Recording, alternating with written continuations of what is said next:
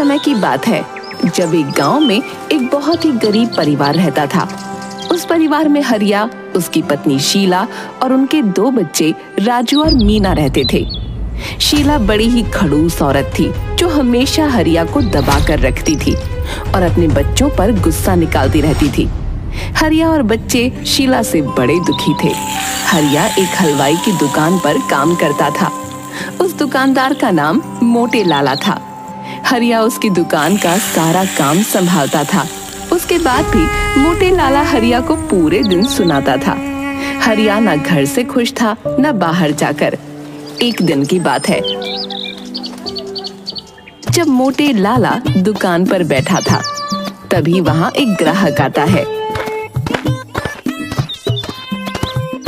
अरे भैया, 1 kilo jalebi pack करके दे दो। अरे ओ हरिया, अरे जल्दी से 1 किलो जलेबी पैक कर भाई। जी मालिक, अभी करता हूँ। हरिया देखता है कि चाशनी में एक छिपकली पड़ी है। अब वो घबरा जाता है कि आखिर वो करे तो क्या करे। अगर मैंने इस छिपकली के बारे में मालिक को बताया तो वो बहुत गुस्सा करेंगे, और ग्राहक के सामने बताऊं भी तो कैसे। मुझे कुछ तो करना पड़ेगा। मैं इस आदमी और इसके परिवार की जान खतरे में नहीं डाल सकता। हरिया उस ग्राहक के बारे में सोचता है और बाहर आता है। वो जलेबी तो खत्म हो गई। हैं? जलेबी खत्म हो गई? अरे अभी तो मैंने देखी थी। वो तो बिक गई मालिक। अच्छा ठीक है, मैं कहीं और से जलेबी ले लूंगा। ग्राहक वहाँ से चला जाता है। उसके बाद हरिया मोटे लाला को छिपकली के बारे में बताता है। मोटे लाला तो गुस्से में लाल हो जाता है। अरे तेरा क्या जा रहा था नालायक? अरे तुझे छिपकली थोड़ी पैक करके देनी थी, हैं? तुझे तो जलेबी देनी थी ना। अरे उस आदमी को बड़ा पता चल रहा था कुछ, हैं? पर मालिक, वो जलेबी खाकर उसको या उसके परिवार को कुछ हो जाता तो? अरे भाई, तू जा यहाँ से और किसी और जगह काम ढूंढ। अरे मालिक, ऐसा मत करो। मोटे लाला हरिया की एक नहीं सुनता और उसी वक्त उसे काम से निकाल देता है। हरिया बेचारा दुखी होकर घर आता है तो उसके बच्चे भूखे बैठे होते हैं। बाबा, आज तो आपको राशन लाना था ना? माँ कब से इंतजार कर रही है आपका। हाँ बाबा, और हम कब से भूखे बैठे हैं। क्या हुआ? जवाब दो, राशन क्यों नहीं लाए? वो मोटे लाला ने काम से निकाल दिया और 1 पैसा तक नहीं दिया। क्या? ऐसे कैसे निकाल दिया? ऐसी क्या बात हो गई? हरिया जब सारी बात शीला को बताता है तो शीला हरिया से बहुत लड़ती है और उसे उसी वक्त घर से निकाल देती है। बेचारे बच्चे ये सब अपनी आंखों के सामने होते देख रहे थे। वो एक बार को अपने बाबा को रोकते भी हैं, पर तभी शीला उनको जोर से डांटती है। ज्यादा तरफदारी की तो तुम दोनों को भी बाहर कर दूंगी। और हाँ, तुम तो अब तभी घर में घुसना जब तुमको कोई काम मिल जाए। ऐसा क्यों कर रही हो? मैं कोई काम ढूंढ लूंगा। तुम ऐसे मुझे घर से तो मत निकालो।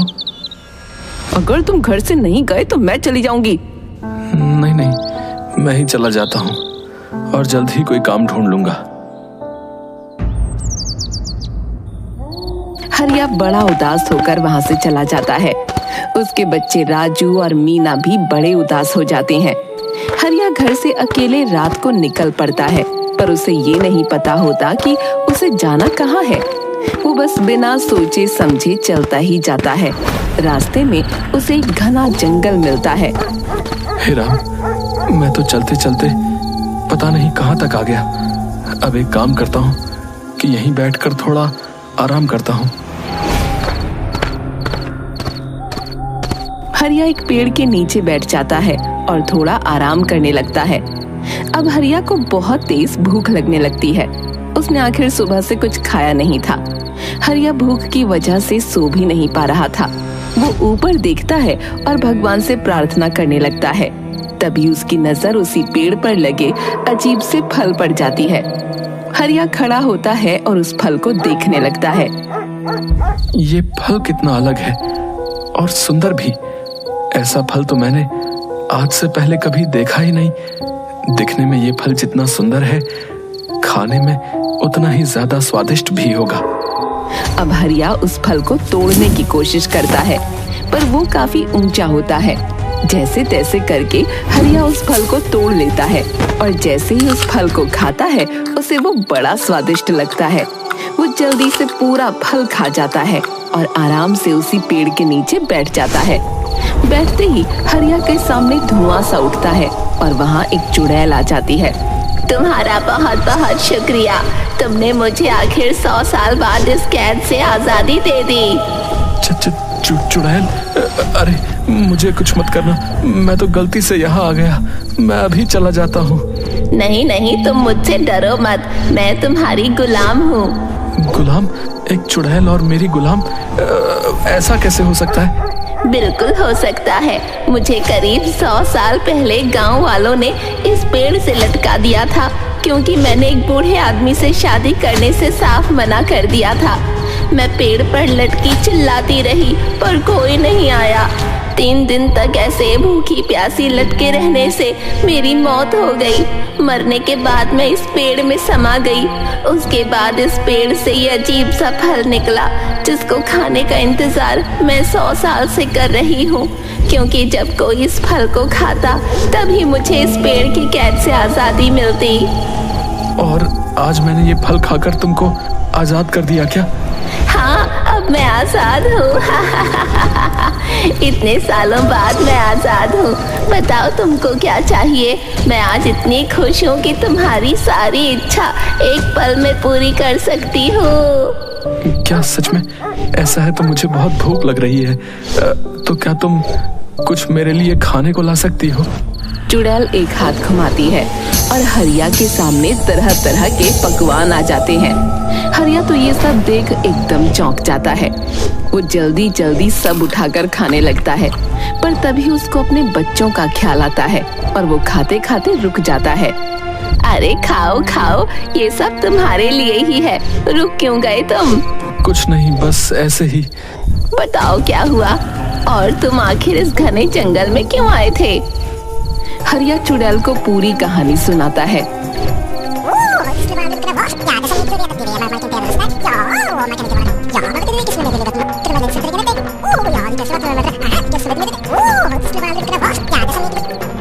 चुड़ैल उसकी कहानी सुनकर भावुक हो जाती है।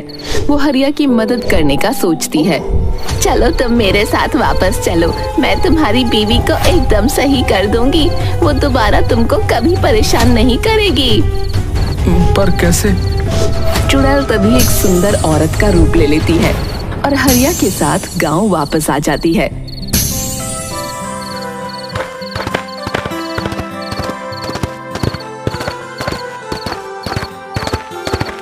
उसके बाद वो हरिया के घर के सामने हरिया के साथ रहने लगती है। लक्ष्मी आंगन में बैठकर चटनी कूट रही थी। जब शीला सुबह उठकर उस सुंदर औरत को देखती है तो बड़ी हैरान हो जाती है कि आखिर ये कौन सुंदर औरत उसके घर के सामने आकर रहने लगी। वो उसके पास जाकर पूछने ही वाली होती है कि तभी अंदर से हरिया बाहर निकल कर आ जाता है। अरे लक्ष्मी, तुम यहाँ क्या कर रही हो? मैं कब से तुमको ढूंढ रहा हूँ। अरे आप उठ गए? देखो मैं आपके लिए आपकी मनपसंद कच्चे आम की चटनी बना रही हूँ। अरे वाह, क्या बात है, तुम कितना ख्याल रखती हो मेरा। कच्चे आम के नाम से मुंह में पानी आ गया।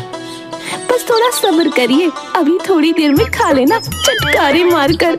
हाँ, जल्दी करो, अब नहीं रहा जाता। हरिया को देख शीला तिलमिला जाती है और चिल्लाने लगती है। तुम इस औरत के साथ क्या कर रहे हो? तुमको तो मैंने कल रात ही घर से निकाल दिया था ना, और आम की चटनी के चटकारे के बहुत मजे आ रहे हैं तुम्हें, हैं? हाँ तो तूने तो निकाला ना और मैंने रख लिया। अब तो कोई नहीं होती इनको कुछ कहने वाली, समझी? चल जा यहाँ से और मैं अपने हरिया को जो मर्जी खिलाऊं। तुम होती कौन हो मुझे रोकने वाली? गुस्से में लाल शीला लक्ष्मी को थप्पड़ मारने ही लगती है कि लक्ष्मी उसका हाथ मोड़कर पीछे धक्का मार देती है और शीला दूर गोबर में जा गिरती है। लक्ष्मी, हरिया और बच्चे सब हंसते हैं। तुम दोनों भी मुझ पर हंसोगे? तुम्हारा बाप दूसरी औरत ले आया और तुमको कोई फर्क नहीं पड़ रहा। चलो निकलो तुम दोनों अभी के अभी यहाँ से। राजू और मीना रोते हुए हरिया के पास आ जाते हैं और हरिया दोनों बच्चों को प्यार से गले लगा लेता है। आओ बच्चों, मैंने आज आलू पूरी बनाई है, चलो तुमको खाने को देती हूँ। मरने दो ऐसी औरत को अकेले। हम सब एक परिवार की तरह खुश रहेंगे और मजे करेंगे। क्या सच में? हमें बहुत भूख भी लगी थी।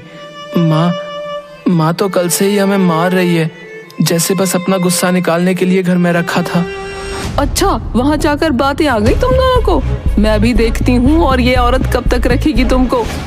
हरिया, लक्ष्मी और दोनों बच्चे बड़े ही खुशी खुशी साथ रहने लगते हैं। लक्ष्मी सबका बड़ा ध्यान रखती है। ये बात बस हरिया को पता थी कि लक्ष्मी असलियत में एक चुड़ैल है, जो रात को 12 बजे से सुबह 4 बजे तक चुड़ैल के रूप में आ जाती है। सब कुछ वो चुड़ैल हरिया का एहसान उतारने के लिए कर रही थी और सब कुछ अच्छा भी चल रहा था। चुड़ैल हरिया की अपनी एक किराने की दुकान भी खुलवा देती है। आज से आप इस किराने की दुकान का काम अच्छे से संभालिए, देखना कुछ दिनों में सब कुछ बढ़िया हो जाएगा। हाँ लक्ष्मी, तुम्हारे ये उपकार मैं कभी नहीं भूलूंगा। अरे हमारी दुनिया में भी कुछ उसूल होते हैं, बस अपने ऊपर तुम्हारा कर्ज नहीं छोड़ना चाहती, इसलिए मतलबी तो मैं भी हूँ ना।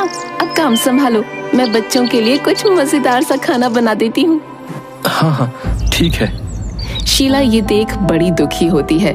वो बिल्कुल अकेली पड़ जाती है।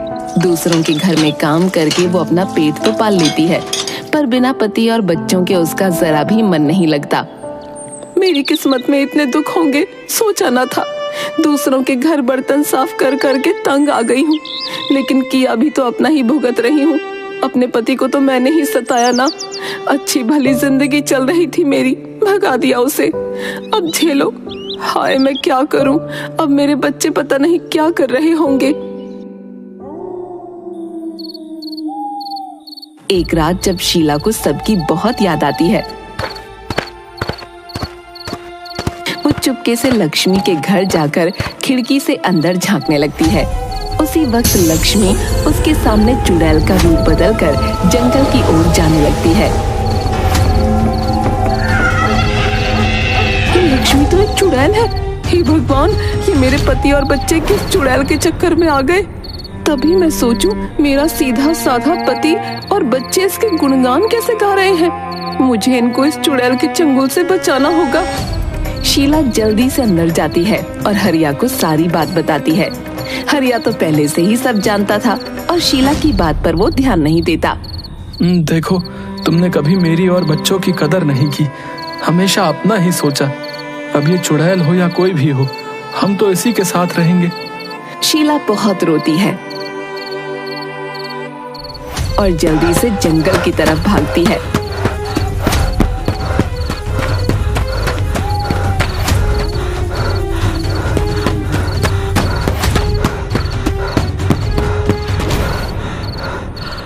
वहां उसे वो चुड़ैल दिख जाती है।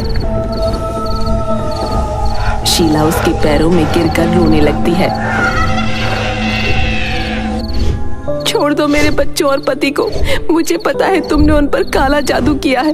भगवान के लिए उन्हें छोड़ दो और चली जाओ हमेशा के लिए। अच्छा ऐसी बात है। देखो, मैं बस उन पतियों पर काला जादू कर सकती हूँ जो कमजोर और अकेले होते हैं, जैसे तेरा पति। तूने तो उसे घर से निकाल दिया था ना। मैं वापस ले जाऊंगी उनको, बहुत ध्यान रखूंगी और कभी किसी मुसीबत में अकेला नहीं छोड़ूंगी।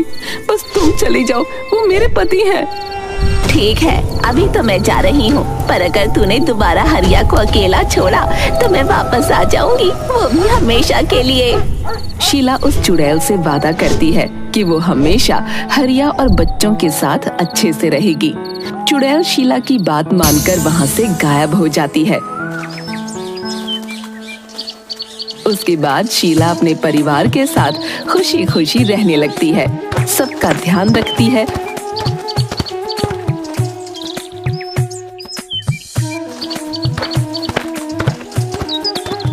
और हमेशा हरिया का सुख दुख में साथ देती है।